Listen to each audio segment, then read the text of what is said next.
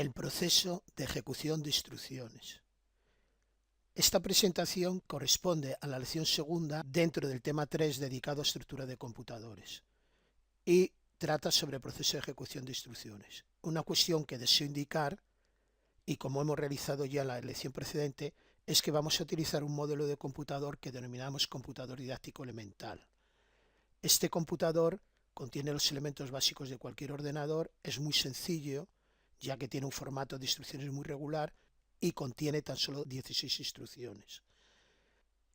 Con él se puede entender perfectamente cómo funciona un computador y de hecho en cursos superiores se diseña completamente. También en el libro de texto que estamos siguiendo a lo largo de estas videoclases, en uno de sus capítulos se describe completamente el diseño de Code 2. Otra ventaja es que lo hemos construido completamente y disponemos de diverso material pedagógico relacionado con él, concretamente un emulador y un ensamblador que está a disposición como software libre de cualquier usuario que quiera utilizarlo. Pueden encontrar información general sobre Code 2 también entrando en Wikipedia, en la Wikipedia española, y buscando el término Code 2. En primer lugar, en esta lección vamos a ver cómo se ejecuta un programa. Para ello vamos a considerar la estructura de Code 2 que vimos ya en la lección anterior. Recordemos que en ella describimos el fichero de registros que contenía 16 registros de uso general, la unidad aritmético lógica, un registro temporal, un registro de dirección address register que se conecta al bus de direcciones del sistema y que nos permite dar direcciones tanto para la memoria principal como para los puertos de entrada y salida, que por simplificar no incluyo en esta figura. Tenemos luego los biestables indicadores de cero, signo, acarreo y desbordamiento. Y por otra parte, en la unidad de control tenemos el contador de programa, el registro de instrucción, el puntero de pila, el reloj, etc.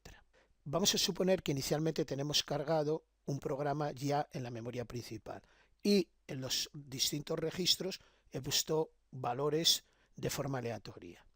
En primer lugar, cuando queremos ejecutar un programa, tenemos que incluir en el contador de programa la dirección de inicio de ese programa. Eso se puede realizar sencillamente con una instrucción de salto. En este caso, como el programa se inicia en la dirección 100A, pues vamos a dar esa dirección al contador de programa. Una vez realizado esto, hay que llevar la primera instrucción del programa, en este caso A73C, al registro de instrucción. Para hacer esto, ¿qué es lo que tiene que hacer el procesador? Y más concretamente la unidad de control. Lo que tiene que hacer es llevar al registro de dirección, al address register, que está aquí, la dirección donde se encuentra la información que tenemos que captar y llevar al procesador. Es decir, en este caso, tenemos que llevar el contenido del contador de programa a AR. Lo vamos a hacer. En este momento ya la dirección 100A aparecerá en el bus de direcciones y, por tanto, en el bus de direcciones de entrada a memoria. Y la unidad de control puede dar ya la orden de leer de memoria. Recordemos llevar M de AR, que en este caso va a ser A73C, va a aparecer en el bus de salida de información de la memoria, en el bus de datos, y se va a presentar a la entrada el registro de datos interno al procesador.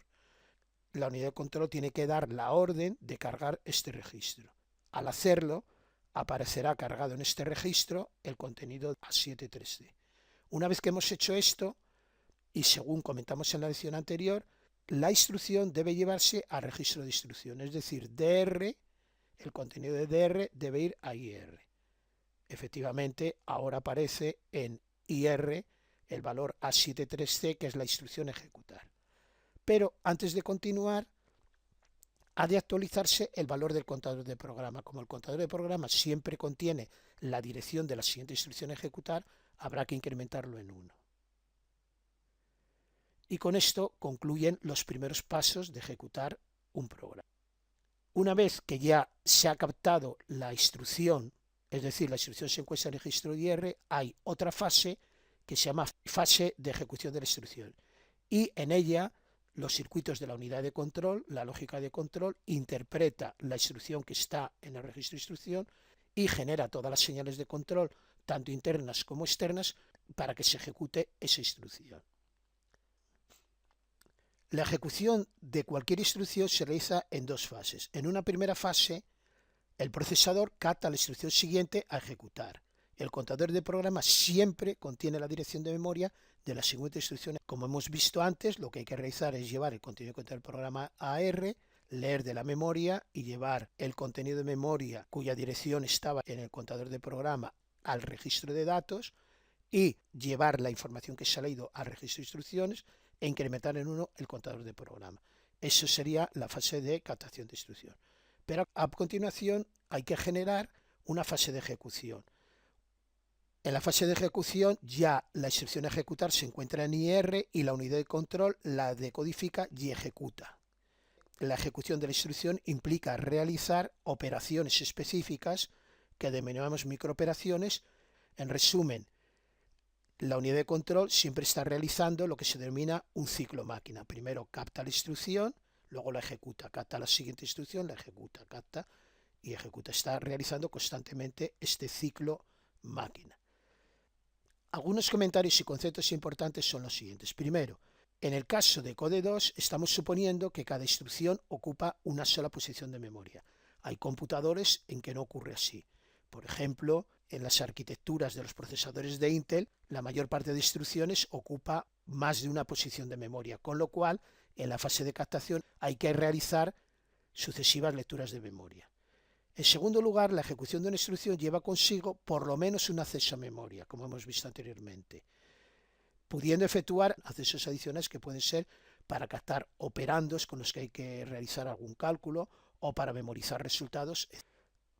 Otra cuestión importante es que las operaciones tales como cargar a R con el contenido del contador del programa, cargar IR con el contenido del registro de R, incrementar en 1 el contador de programa, leer de memoria, escribir en memoria, etc., son las operaciones más elementales que puede hacer el computador y reciben el nombre de microoperaciones. Las microoperaciones se efectúan sincronizadas con el reloj, consumiendo uno o varios ciclos. La mayor parte de microoperaciones consume solo un ciclo de reloj, en cambio las microoperaciones de lectura y de escritura en memoria suelen consumir varios ciclos.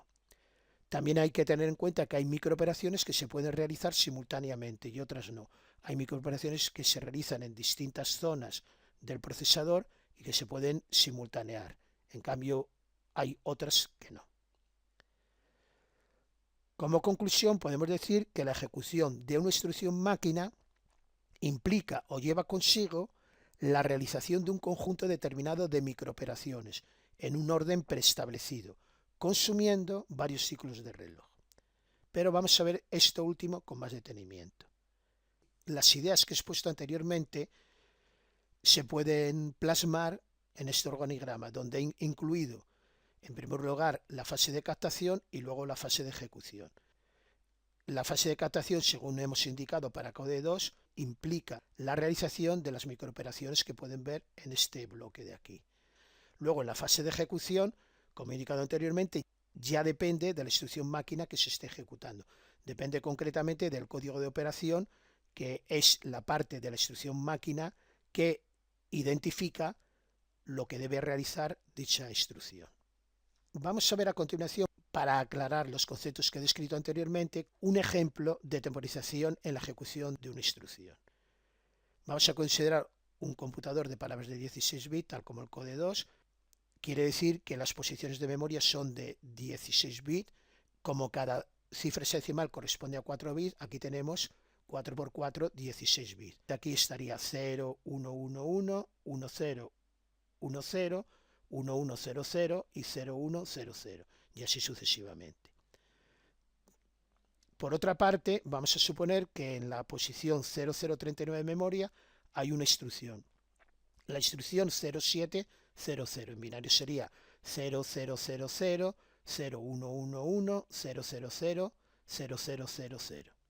Y esta instrucción lo que hace es llevar un dato de la memoria a un registro. Concretamente lleva el dato de la memoria cuya dirección está en RD al registro R7. También vamos a suponer que RD contiene 54C2. Es decir, que realmente esta instrucción, la instrucción 007, tiene que llevar el contenido de la posición de memoria 54C2, es decir, el dato de 7 a 2 al registro R7. Una vez que tenemos definida esta situación, lo que pretendemos con este ejemplo es obtener las microoperaciones necesarias y cambios que se producen en el contador de programa, en el registro de instrucción, en el registro de dirección, en el registro de datos y en el registro R7 al ejecutarse la instrucción 0700. Vamos a suponer que la instrucción ya se ha captado, es decir, los contenidos en distintos registros del procesador son los que se indican en esta figura. Concretamente, después de la fase de captación, el contador de programa tendrá la dirección de la siguiente instrucción a ejecutar, que en este caso esta dirección será 003A. Por otra parte, el registro de instrucción contiene la instrucción a ejecutar, que es 0700. Por otra parte, en RD, tal y como nos indica el planteamiento del problema, tenemos 54C2, que es la dirección donde se encuentra el dato que hay que ubicar en R7. En R7 he puesto un valor aleatorio. En la fase de ejecución, lo que tenemos que hacer sencillamente es leer el dato que está en la memoria en la posición 54C2 y llevarlo a R7. Es decir, al tener que leer de memoria, lo que tenemos que hacer en primer lugar es llevar al registro AR la dirección de memoria donde se encuentra el dato que queremos leer. Como la dirección de memoria se encuentra en RD, tenemos que llevar el contenido de RD a AR. Lo hacemos. Una vez que tenemos en AR la dirección de memoria donde se encuentra el dato, esta dirección aparecerá en el bus de direcciones y en la entrada del bus de direcciones de la memoria. Es decir, que se va a seleccionar esta posición de memoria. Y, por tanto, se puede dar ya la orden de leer de memoria. Tenemos leer de memoria y el dato que se lee de memoria, en este caso de 7 a 2, aparecerá en el bus de salida de memoria, es decir, en el bus de datos, y aparece en la entrada del registro de datos. Entonces la unidad de control tiene que dar la orden de cargar DR con la información que hay en el bus de datos. Es decir, que aparecerá en DR el valor leído, que es de 7 a 2.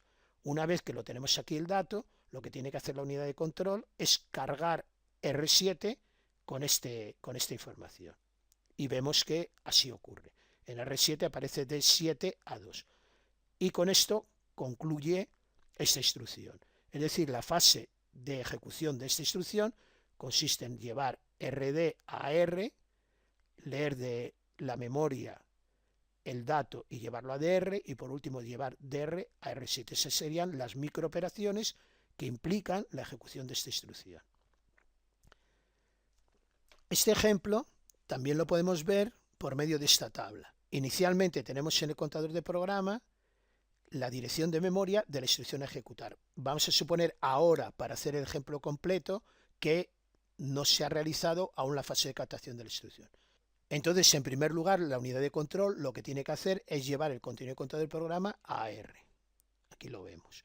En segundo lugar, tiene que leer de memoria el contenido que hay en AR, que es la instrucción.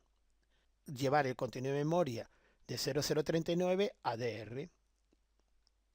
Es decir, que la instrucción ha pasado a DR. A continuación, la instrucción que se encuentra en DR pasa a IR con esta microoperación. Aquí lo vemos. Hemos pasado el contenido de DR a IR. Y por último, incrementamos en 1 el contador de programa. Aquí lo tenemos. En la fase de ejecución de instrucción, como hemos visto anteriormente, primero hay que pasar el contenido de RD a AR. Aquí lo tenemos. Y a continuación leemos de memoria. Estamos leyendo el dato que hay que introducir en R7. Lo estamos leyendo de memoria.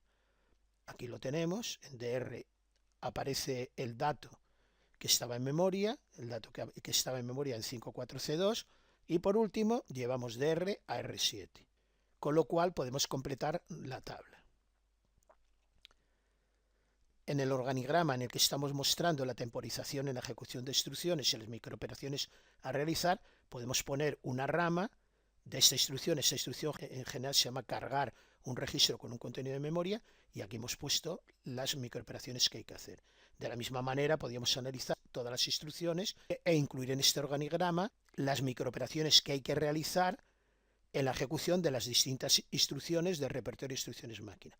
Como vemos, la fase de captación de instrucción es común a todas las instrucciones y luego ya la fase de ejecución ya es específica del código de operación de cada instrucción. Una cuestión importante que quería comentar es que unas instrucciones consumen más ciclos NC que otras, es decir, que tardan más en ejecutarse.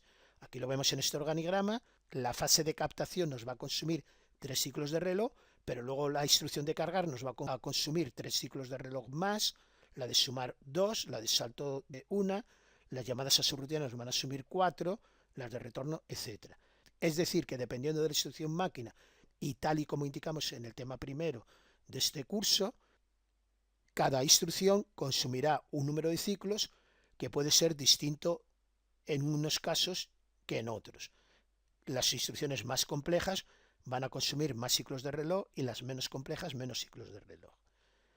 Podemos obtener el tiempo de ejecución de cada instrucción sencillamente multiplicando el número de ciclos por el periodo o poniéndolo en función de la frecuencia de reloj, el número de ciclos partido por la frecuencia.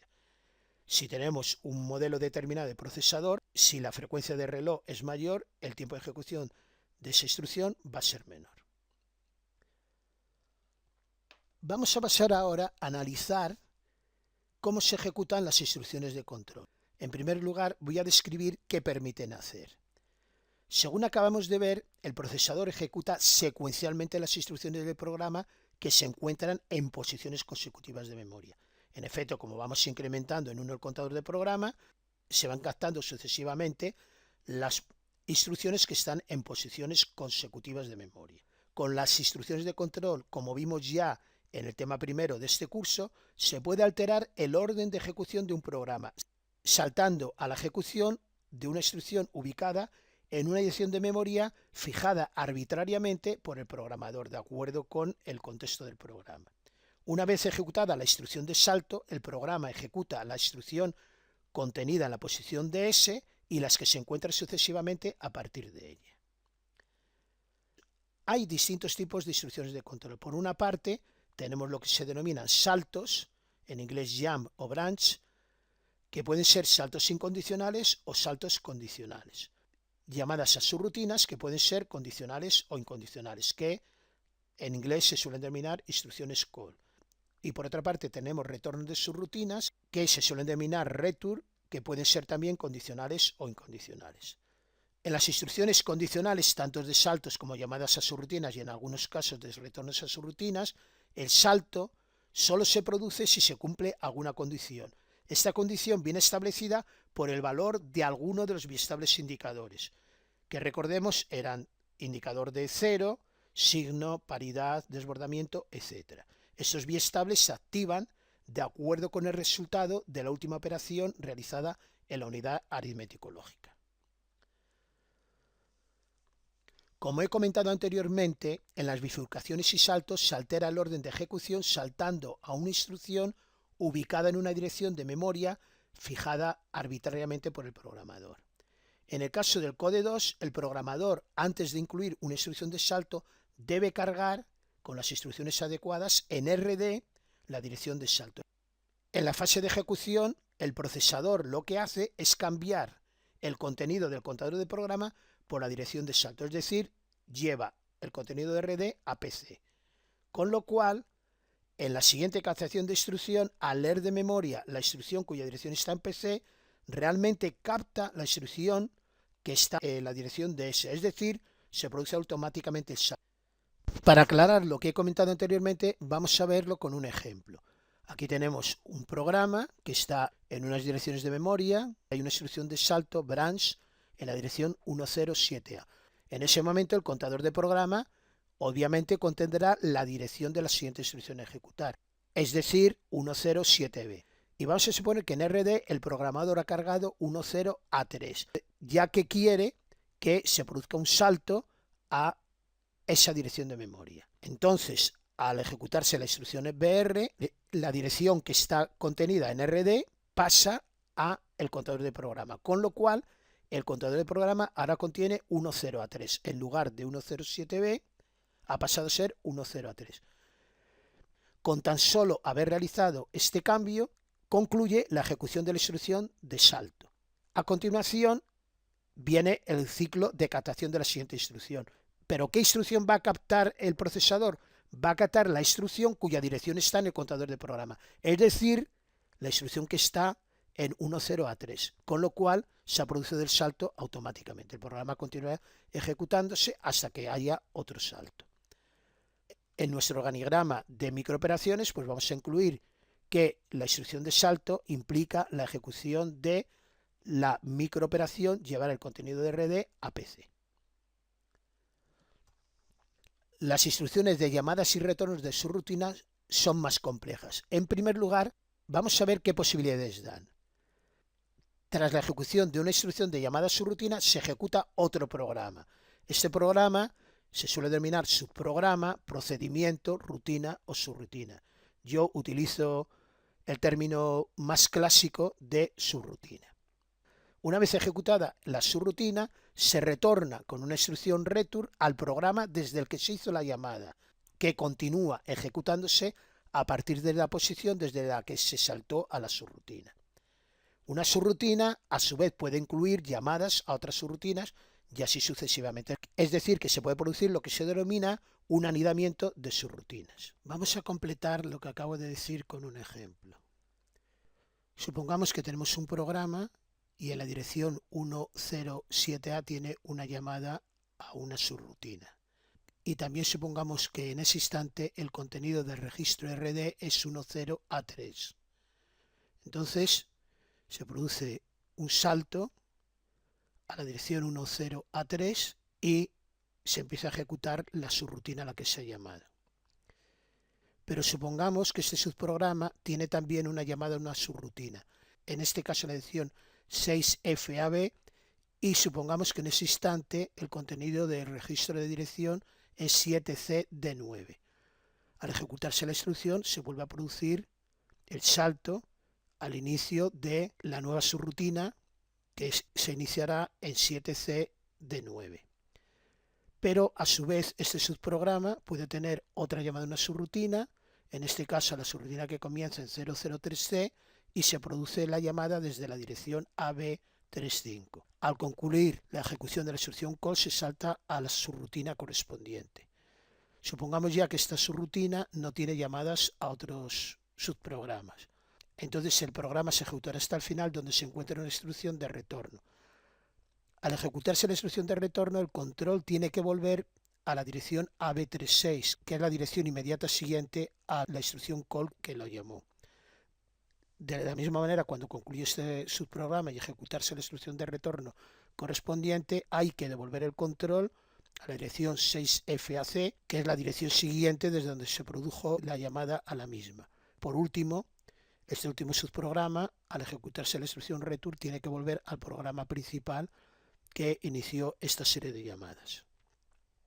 Una cuestión importante a resaltar es que como al hacer los retornos y cuando se concluye la ejecución de una subrutina hay que volver al programa que les llamó, las direcciones del contador de programa en el momento de producirse las llamadas, es decir, 107B, 6FAC y AB36, habrá que almacenarlas de alguna manera. ¿Por qué? Porque luego hay que recuperar esas direcciones. Estas direcciones las vamos a denominar direcciones de retorno. Hay una clara diferencia entre una instrucción de salto y una de llamada a un procedimiento. Como al concluir la ejecución de una subrutina hay que volver al programa que la llamó, las direcciones de retorno hay que memorizarlas temporalmente en algún lugar durante la ejecución de las instrucciones call. Estas direcciones de retorno habrá que extraerlas de la memoria al ejecutarse las instrucciones return. Tal y como se produce el anidamiento de subrutinas, las direcciones de retorno hay que extraerlas de la memoria en orden inverso al que se introdujeron. Esto se hace por medio de una memoria que se denomina pila. Una memoria pila es sencillamente un sistema en el que la información contenida en ella se lee o extrae en orden inverso al que se ha escrito o almacenado. Este tipo de memorias en informática las denominamos memorias LIFO, del inglés Last Input First Output, que quiere decir lo último que ha entrado es lo primero que sale. La posición o lugar del último dato introducido en una pila se le denomina cabecera de la pila. De acuerdo con todo lo anterior, las microoperaciones a realizar durante la fase de ejecución de las llamadas y retornos de subrutinas serán las siguientes. En las llamadas a subrutinas, lo primero que hay que hacer es guardar el contenido del contador de programa en la pila. Hay que guardarlo porque precisamente el contador de programa contiene la dirección de retorno. Y por último, para que se produzca efectivamente el salto, hay que cambiar el contenido de PC por el contenido de RD. Recuérdese que en RD se encuentra la dirección de comienzo de la subrutina. Por otra parte, las instrucciones de retorno de subrutinas son más sencillas. Concretamente, lo que hay que hacer es extraer de la pila la dirección que hay en la cabecera y almacenarla en el contador de programa. De esta forma, al realizarse el proceso de captación de la siguiente instrucción, en el contador de programa se encuentra la dirección de retorno, produciéndose el retorno de forma automática. Hay varias formas de implementar la pila. En los computadores de muy alta velocidad se suele diseñar con circuitos específicos, lo que se denomina una pila hardware, y forma parte del propio procesador. Pero hay otra alternativa que es más económica y se utiliza en la mayoría de los computadores, que es gestionar la pila o simularla en la propia memoria principal del ordenador. Este tipo de pilas lo vamos a denominar pilas software. En este caso, las direcciones de retorno se almacenan en una zona predeterminada de la memoria principal común a todo el ordenador. Por otra parte, el procesador contiene un registro específico, que ya vimos en la lección anterior, que se denomina puntero de pila o SP, que son las iniciales de Stack Pointer, puntero de pila, y que contiene en todo momento la dirección donde se guardó la última dirección de retorno. Es decir, tiene la dirección de la cabecera de la pila. Pero vamos a continuación a ver esto con un poco más de detalle. Supongamos que tenemos nuestro ordenador con todos los elementos ya descritos reiteradamente y la memoria principal, la memoria RAM, la tenemos organizada de esta manera. Hay una zona reservada para almacenar la pila y aquí se van almacenando sucesivamente las direcciones de retorno. Cuando se produce una nueva llamada a una subrutina, sencillamente habrá que almacenar la nueva dirección de retorno en esta posición de aquí y la pila se va rellenando hacia arriba. En este caso, la cabecera de la pila se encuentra en este lugar y la dirección de esta cabecera es FFA4. Este valor es el que almacena el puntero de pila, aquí, y que por comodidad lo he vuelto a repetir en esta parte de la figura. ¿Qué microoperaciones deben generarse en las llamadas a subrutinas? Como he comentado anteriormente, la nueva dirección de retorno habrá que almacenarla en este lugar. La cabecera de la pila hay que desplazarla un lugar hacia arriba. Como el puntero de pila contiene la dirección de la cabecera de la pila, para almacenar la nueva dirección de retorno habrá que restar 1 al puntero de pila. Hay que efectuar una resta debido a que las direcciones bajas de memoria se encuentran en la parte superior de la figura y las direcciones altas de la memoria se encuentran en la parte inferior de la figura. Es decir, que la primera microoperación que hay que hacer es SP-SP-1. Con esta microoperación ya tenemos en SP la dirección exacta donde hay que almacenar la nueva dirección de retorno, que, como he comentado anteriormente, está en el contador de programa. Como siempre que se hace un acceso a memoria, tenemos que llevar la dirección de memoria a la que queremos acceder, en este caso para escribir, a AR, al registro de dirección. Eso lo hacemos con esta microoperación, pasar el contenido de SP a el registro AR.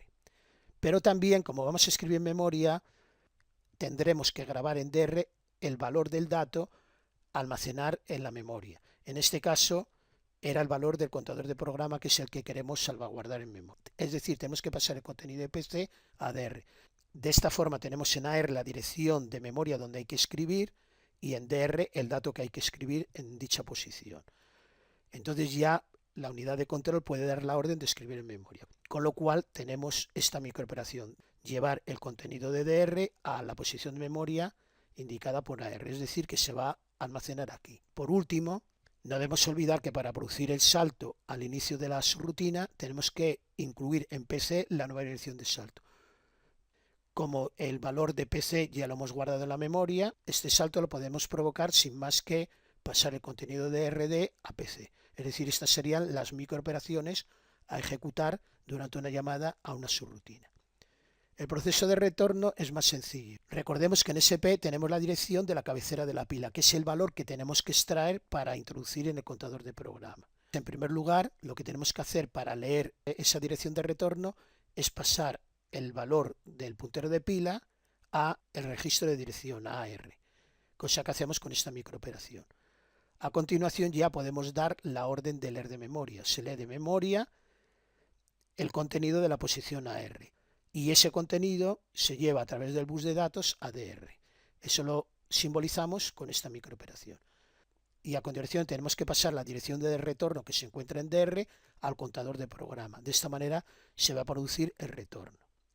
Pero no debemos olvidar que como hemos extraído una dirección de retorno, la nueva cabecera de la pila ahora tiene que descender una posición en esta figura. Es decir, el valor del puntero de pila lo tenemos que incrementar en una unidad. Y con esto se produce el retorno. Teniendo en cuenta lo que acabo de decir, podemos completar aún más nuestro organigrama de temporización de ejecución de las instrucciones. Aquí vemos la instrucción call y la instrucción return.